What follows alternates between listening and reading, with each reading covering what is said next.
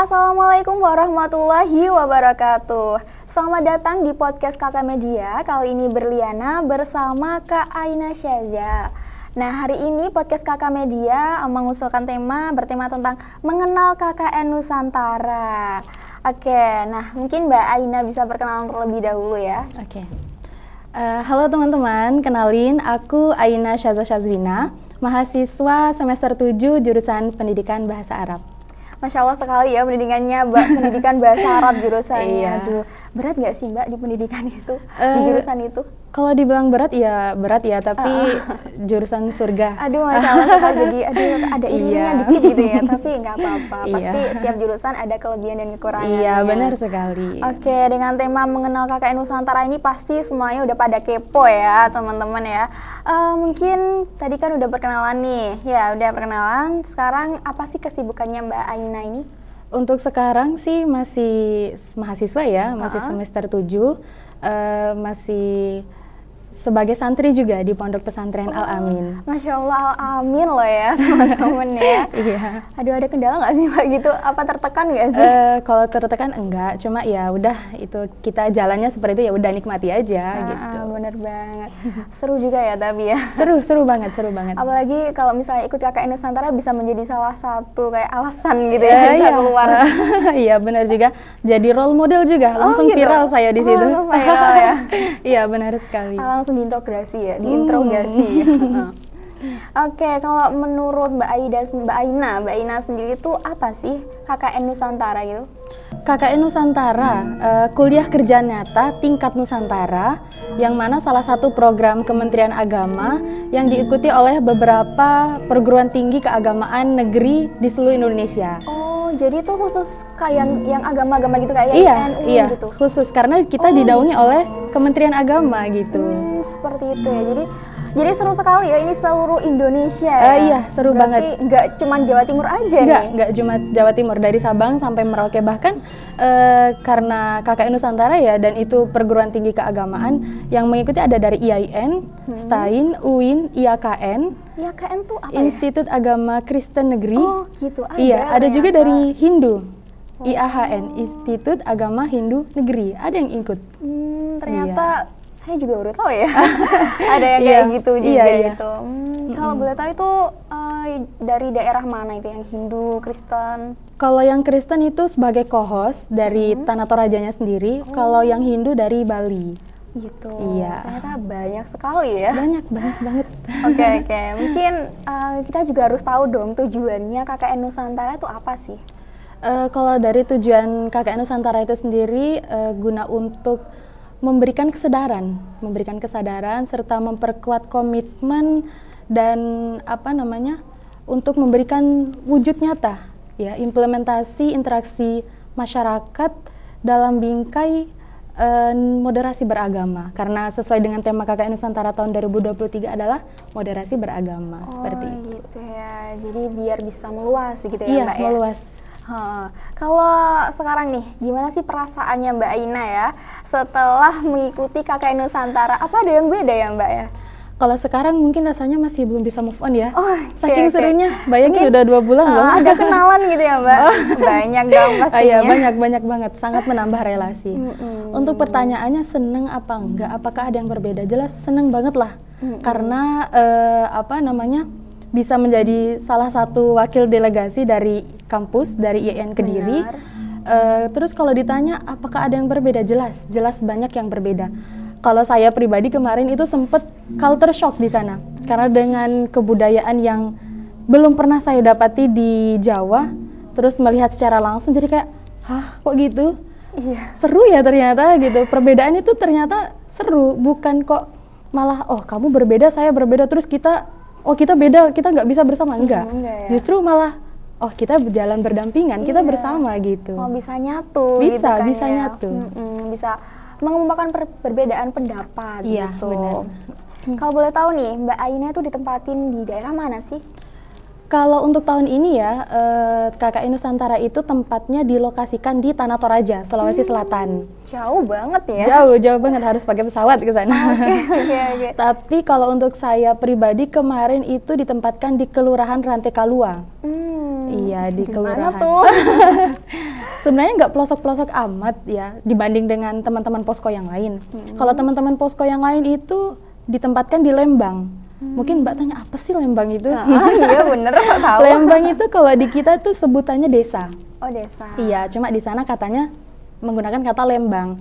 Karena saya di kelurahan, jadi tempatnya itu dekat sama bandara Tanah Toraja, dekat juga dengan hotel, dekat dengan kota. Jadi nggak yang pelosok-pelosok banget, enggak. Iya, jadi enak dong Mbak kalau misalnya mau keluar gitu ya. Enak banget. Boleh Jadi ya? boleh banget kan. Kita KKN itu selain pengabdian kan ada sisi rekreasinya juga. Bener. Healing, healing apa? Pengabdian berkedok rekreasi 45 hari loh. Aduh, tapi boleh bawa ini nggak sih, kendaraan nggak sih? Kalau mungkin karena kami yang jauh, jadi nggak bisa ya. Kalau dari sana yang tuan rumah ada IAKN sama IAIN Parepare. Kalau mereka mau bawa kendaraan pribadi boleh. Boleh ya. Jadi seru dong ya kalau misalnya mau keluar gitu. Seru. Toh banyak juga angkutan umum kan di sana, jadi bener. ya nggak usah pusing gitu. Oke. Kalau menurutnya Mbak Ina nih, apa sih yang memotivasi Mbak Ina untuk mengikuti KKN Nusantara? Oke.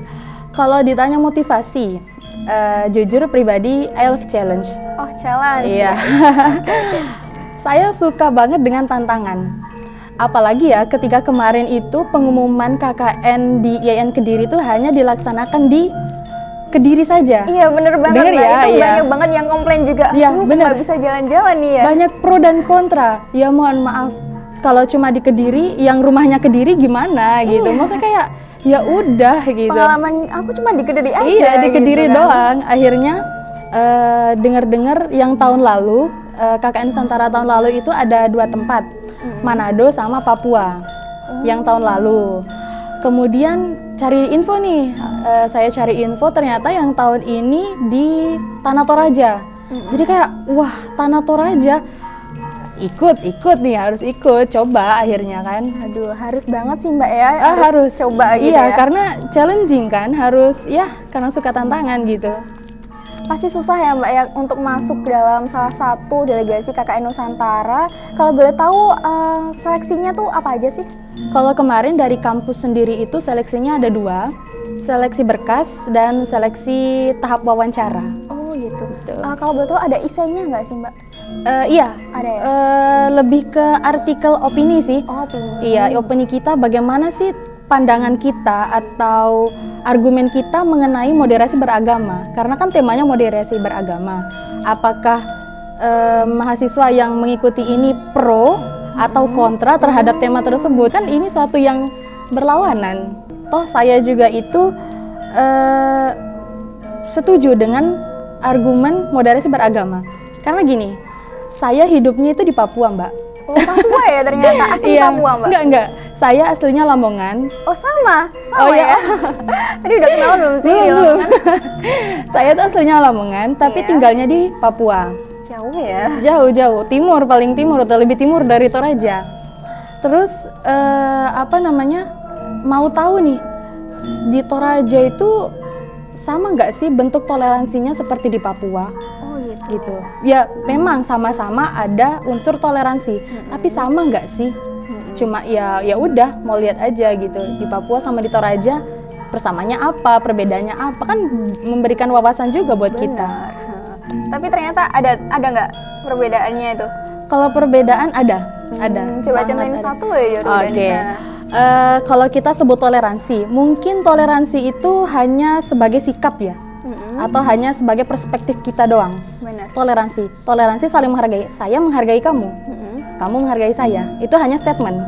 Tapi bentuk nyatanya, realitanya, implementasinya, kalau belum hidup atau belum hidup berdampingan dengan orang yang benar-benar berbeda dengan kita, dalam tanda kurung di sini yang kita bahas adalah agama, keyakinan, maka belum bisa kita katakan sebagai toleransi yang sejati. Saya rasakan sendiri, saya hidup di Papua, hidup berdampingan dengan orang nonis. Oke, kita toleransi, aman, it's okay. Tidak pernah terjadi perang agama. Nah, ketika saya di Toraja, coba nih, mengeksplor, tanya-tanya kan, pernah nggak sih di Toraja itu terjadi perang agama atau karena perbedaan, pernah nggak sih terjadi perselisihan?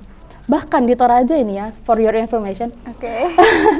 di Toraja itu toleransinya tuh bukan hanya ya udah kamu menghargai saya menghargai kamu, enggak. Bayangin di Toraja ini ya, ini hanya ada di Toraja ini. Dalam satu rumah,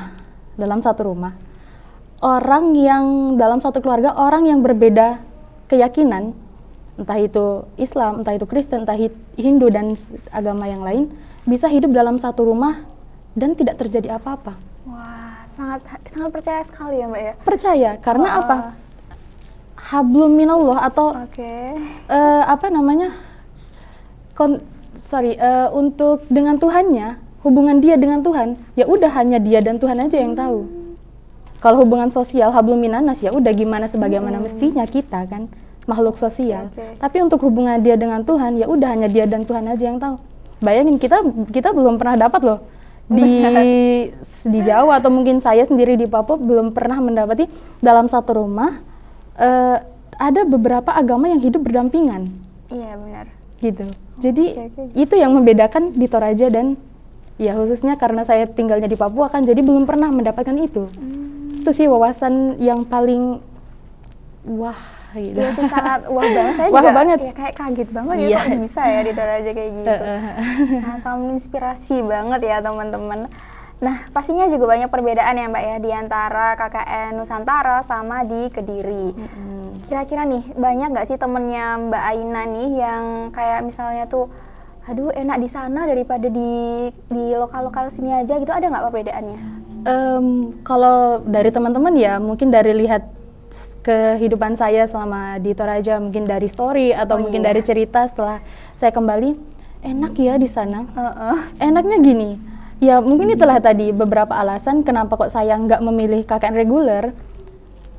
Mentok-mentok ya udah hanya ada orang nonis, entah itu agamanya apa, ya udah dia di rumahnya, kami di rumah kami yang Islam, yang Muslim.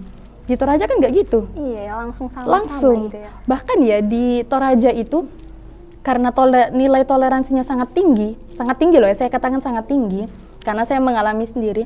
Ketika acara-acara masyarakat, mungkin seperti acara pernikahan atau acara upacara kematian dan acara-acara kemasyarakatan yang lain, bagian perdapuran itu antara non-muslim dan muslim itu bisa berdampingan. Ini masalah makanan loh ya. Iya benar. Kalau kita pikir kayak, loh kan nggak boleh sembarangan kalau masalah makanan. Bener. Bisa. Ya, ada videonya di saya. Di sini tuh biasanya ya Mbak ya, kalau masalah makanan tuh kadang tuh juga dipermasalahkan. Iya, dipermasalahkan. Nggak boleh bareng lah Nggak atau boleh. apalah ya. Iya, apalagi kan di sana tuh kalau di Toraja di upacara atau di acara-acara tradisi yang lain itu ada yang mewajibkan untuk potong babi. Wah, gitu? Iya, dan harus makan babi. Iya, gini, kok bisa sih? Terus yang muslim gimana? Mesti kan kayak gitu. Ya udah, yang muslim enggak ikut bagian babi, enggak. Ya udah masak sendiri. Jadi dapurnya 2. Gitu. Jadi nggak apa-apa lah ya, toleran banget gitu ya. Karena ya gimana lagi kita mau makan. Iya, nggak mungkin. Nggak mungkin sekali karena haram ya. Apalagi jurusannya Mbak Aida. Mbak Aida ini adalah PBA.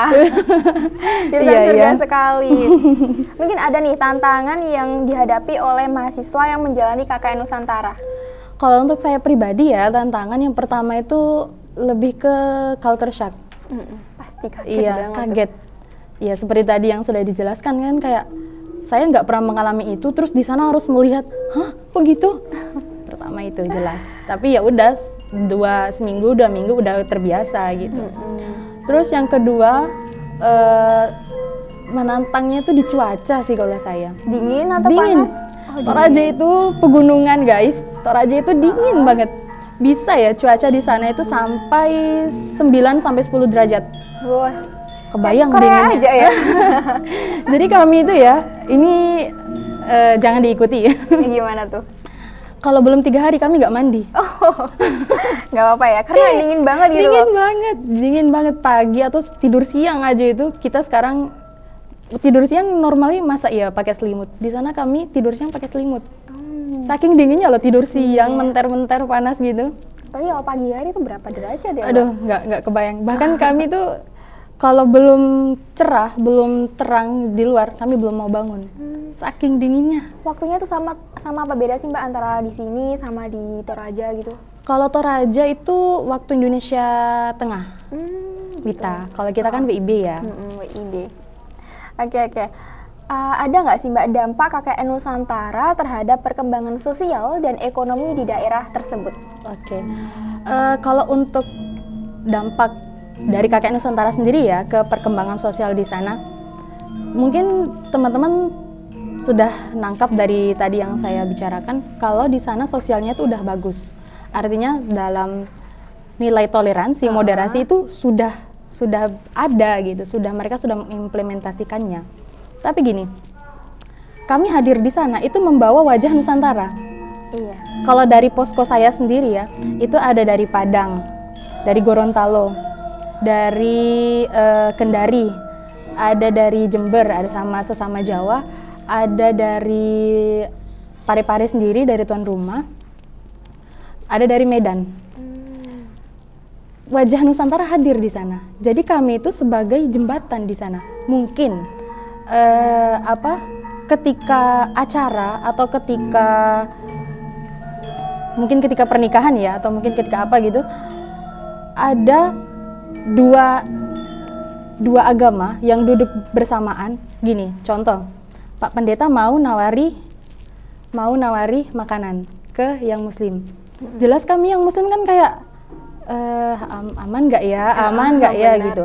Lah karena kami wajah Nusantara itu hadir, kami KKN Nusantara itu nggak apa-apa dek makan, menjelaskan kepada kami kalau makanan ini aman, jangan khawatir. Ya udah, ketika kami makan, maka yang Muslim juga ikut makan.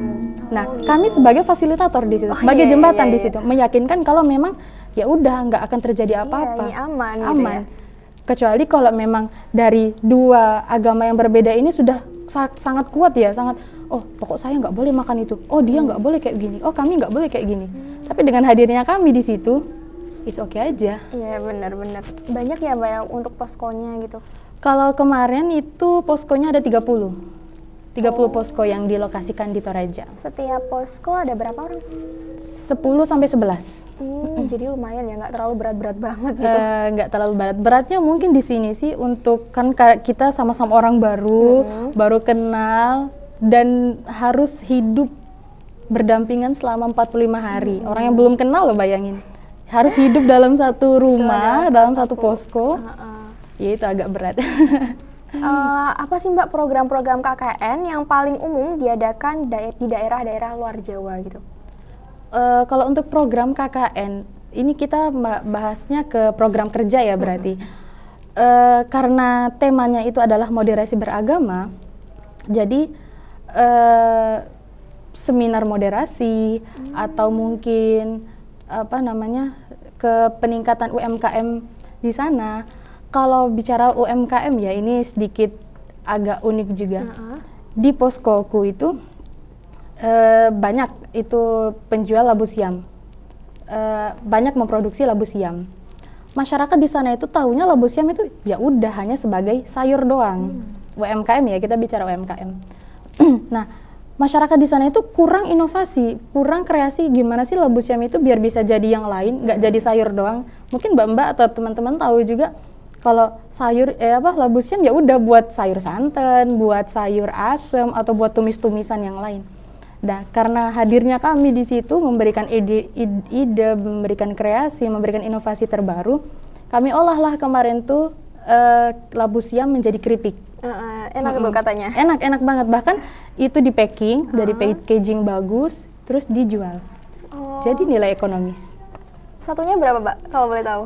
Karena mengikuti di sana ya sekitar 10 sampai 15.000. Wah, itu berapa gram? 250 gram. Dalam satu packaging kayak keripik kaca gitu kan? Iya. Enak ya tapi enak.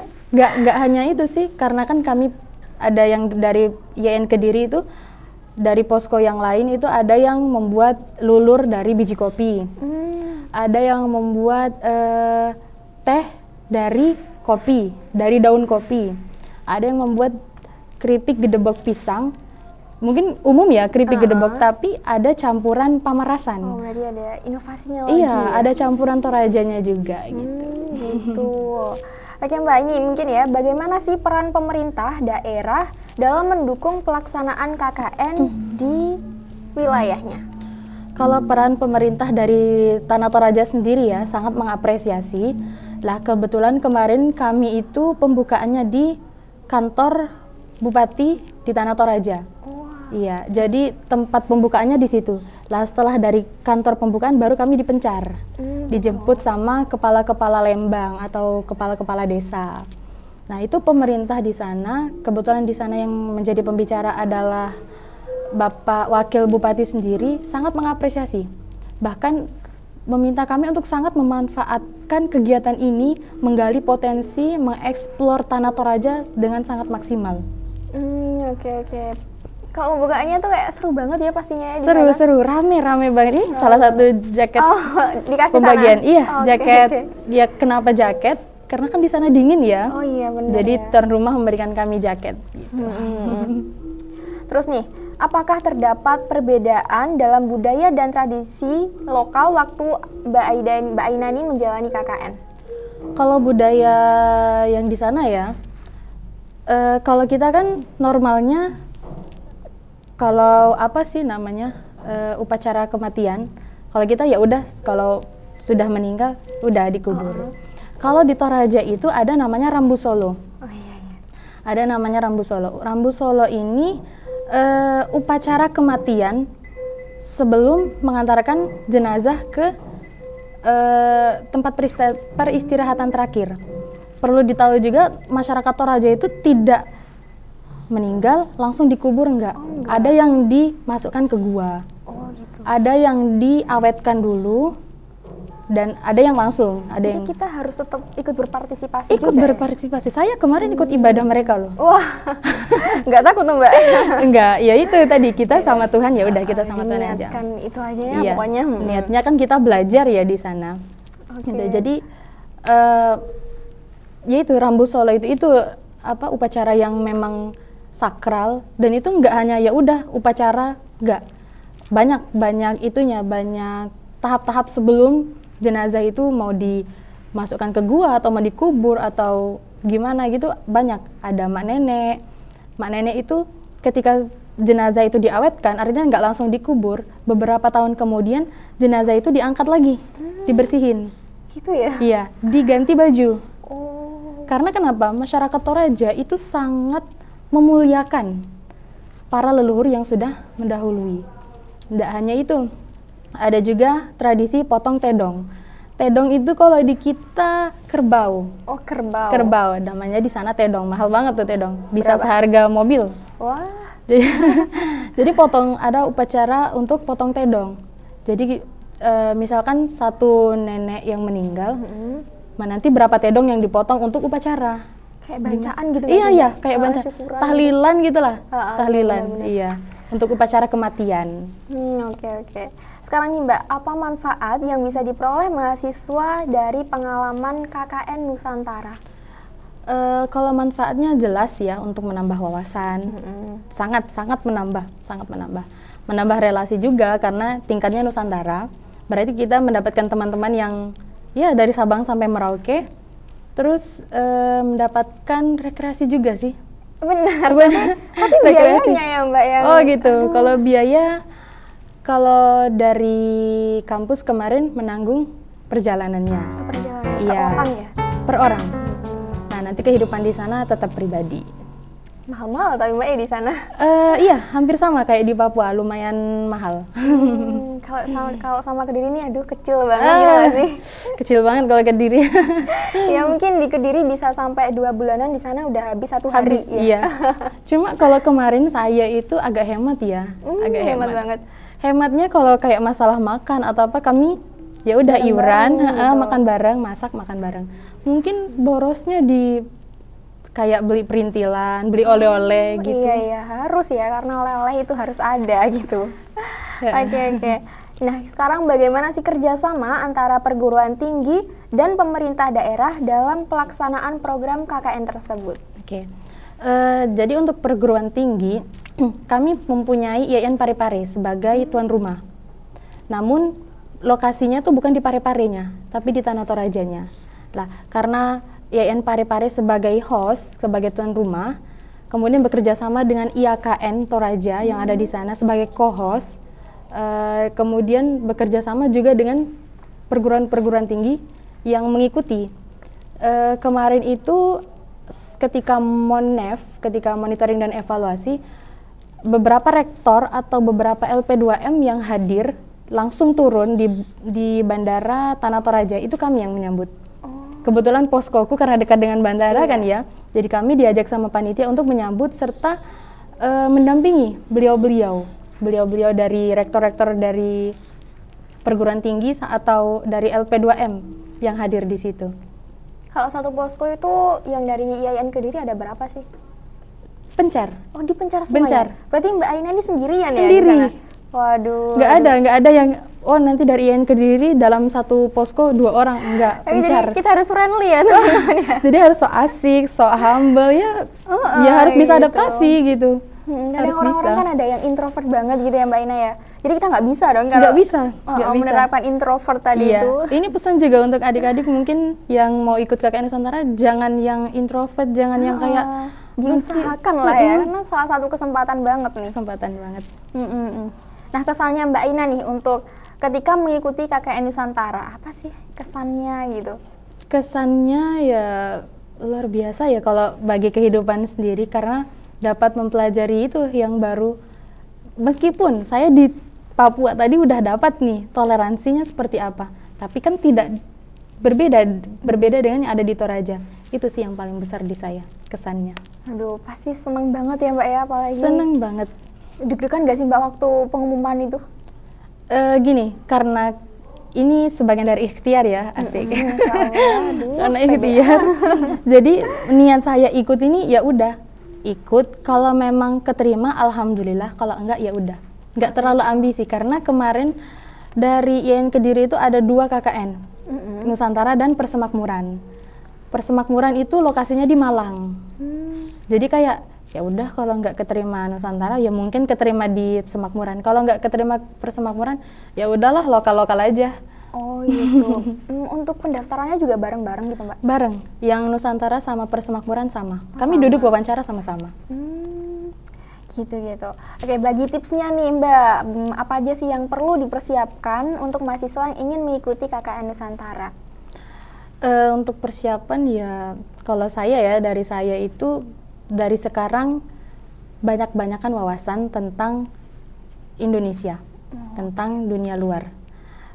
Meskipun mungkin ada yang bilang, oh saya asli Kediri, harus cinta Kediri. Jangan gitu, mumpung masih muda guys, mumpung masih muda. Harus banyak mengeksplor gitu. Kemudian banyak relasi. Karena info yang keluar itu Hamin 2 minggu kalau nggak salah, Hamin 2 minggu sebelum pemberangkatan. Jadi infonya itu mendadak, cepat, dan kayak tersembunyi. Kalau nggak banyak relasi, nggak banyak teman yang bisa mendukung kita, mensupport kita, susah juga. Benar banget. Ini kan Mbak Ina ya, kan banyak banget nih dari adik-adik gitu atau siapapun yang kurang tahu gitu ada KKN Nusantara, bener nggak sih? Bener. Karena Berlian sendiri tuh juga seperti itu Mbak, tiba-tiba ada KKN Nusantara. Iya gitu ada. Kan, ya. Angkatan 21 kan ya? Iya, angkatan 21. Oh boleh lah tahun depan. Boleh lah ya, doain aja ya teman-teman.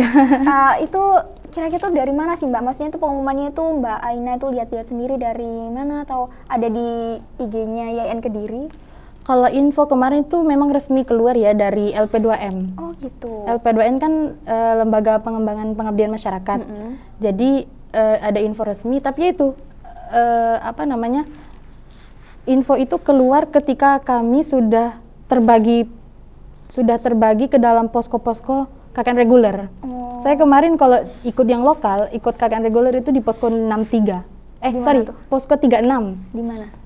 Aduh, sampai kurang tahu. Jadi ya udah, karena ketika ada info itu cepet daftar, ikut tahap-tahapnya, keterima ya udah, melupakan yang lokal. Oh, tapi yang lokal pasti udah tahu sendiri kan? Udah tahu, iya. Udah konfirmasi juga kok. Tapi muncul di Instagramnya IAIN Kediri nggak, Mbak? Kalau Instagram kurang tahu ya, tapi ada di website ada. Di websitenya website IAIN ada. Oh gitu, karena Berlian juga kok bisa gitu loh ya. Iya. Tapi nggak apa-apa lah ya, banyak kan ya dari IAIN Kediri gitu. Kemarin delegasi IAIN Kediri ada 4. Cuma 4? 4 orang. Yang ke Malang, yang ke KKN Persemakmuran 10. Kuotanya segitu. Kalau dari perguruan tinggi yang lain malah cuma 2. Gitu ya, jadi sangat alhamdulillah sekali Iya, alhamdulillah Kediri bisa. Dari sekian, dari sekian. Berapa tuh yang daftar ya? Beribu-ribu itu. Atau bisa puluhan ribu juga. Oke Mbak, yang terakhir nih, pesan untuk mahasiswa yang ingin mengikuti KKN Nusantara, apa sih pesannya itu? Ya itu tadi, untuk pesannya teman-teman, adik-adik yang mau ikut, bolehlah nanti kalau ada waktu kita sharing lagi tentang KKN Nusantara seperti apa. Kemudian banyak-banyak wawasan, kita masih muda, ya kita masih muda, maksimalkan potensi kita sebagai anak muda. Kemudian banyakkan relasi karena siapa sih yang nggak butuh teman gitu. Bener banget. Apalagi teman-teman yang tingkatnya Nusantara, mungkin ada yang dari Gorontalo, yang dari Padang, yang dari Medan. Ada waktu saya mau ke Padang, bisa nggak ditemenin? Saya mau ke Gorontalo, bisa nggak dijemput? Tinggal telepon aja kan. Iya, Perbanyak bener. relasi, kemudian banyak belajar tentang Indonesia, tentang luar Indonesia. Kita explore Indonesia. Mungkin itu aja sih pesannya. Oke, aduh Mbak Aina ini sangat seru sekali. Bentar, Apalagi nih. tambah lagi. Oh boleh banget. Iya, nih, satu boleh lagi. Kemungkinan tahun depan adik-adik KKN Nusantara akan dilokasikan di Aceh. Waduh, jauh banget ya Di Aceh, iya. Adik-adik yang mau ikut, ya bolehlah belajar Aceh seperti apa. Mungkin tahun depan temanya bukan moderasi agama, mungkin. Tsunami. Mungkin kita nggak tahu, tapi Aceh loh ya. Aduh Aceh. Tapi seru banget loh kalau misalnya di Aceh, mau ikut sih aku. Seru, rekreasis. Nanti yang Have fun bikinin aja. isainya Mbak Aina aja. Boleh, kita kan punya orang dalam. Oh gitu. Ya bisa belajar ya sama Mbak Aina ini, Iya. salah satu delegasi di Toraja ya Mbak ya. Iya, Toraja. Oke teman-teman, seru banget ya untuk pembahasan KKN Nusantara ini. Mungkin bagi teman-teman yang pengen tanya-tanya lagi atau ada pertanyaan yang belum terjawabkan oleh Mbak Aina ini, bisa dong DM Mbak Aina. Apa tuh IG-nya? @Shaza_Shazwin, nanti di Aduh, bawah ya. susah banget sih. Tapi nggak apa-apa, seru kan ya teman-teman. Kalau misalnya kepo, udah just langsung DM aja IG-nya. Oke, mungkin itu aja dari kita berdua ini. Apabila ada salah kata, kita mohon maaf. Dan Berlian pamit undur diri. Wassalamualaikum warahmatullahi wabarakatuh. See you.